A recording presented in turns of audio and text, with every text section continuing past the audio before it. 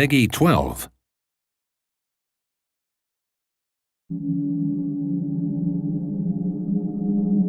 Welcome back to Active Aggression, a strategy game hailing from the golden era of RTS, an era where three factions pitted it out for resources and power.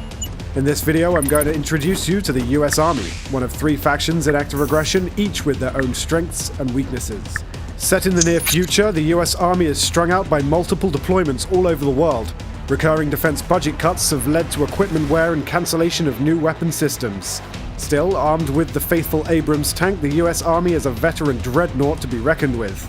American bases are not as confined as the Chimera, nor as extended as the cartel bases, but they beat them both where sturdiness is concerned. Their refineries are amongst the cheapest to run in the world, and their tankers have the greatest capacity. However, they're unable to process more advanced rare earth elements.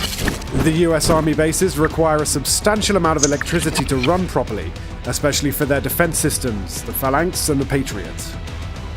Both Phalanx and Patriot will have to be kept plugged in at all times to be operational.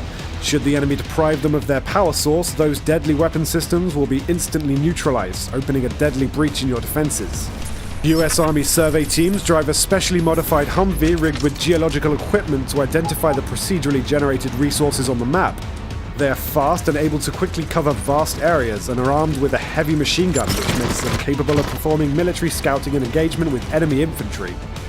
In its barracks, the US Army enjoys the largest selection of immediately available infantry units, cheap and well balanced. Riflemen, anti-tank, anti-air, and mortar teams are at your disposal. Most US Army units can be upgraded individually in their original buildings or by groups in some dedicated research buildings, logistics centers, and technical centers. Early, you'll decide to either deploy the light vehicle bay or the hospital, unlocking the ubiquitous Humvee for scouting and access to armored transport, or if choosing the hospital, medicalized helicopters to recover and treat the wounds of wounded soldiers. US Army units are experienced in their given roles and once upgraded are generally considered the best in their field. The reverse side of the coin is that they are mostly limited to their intended role and prove a powerful force perhaps lacking in diversity.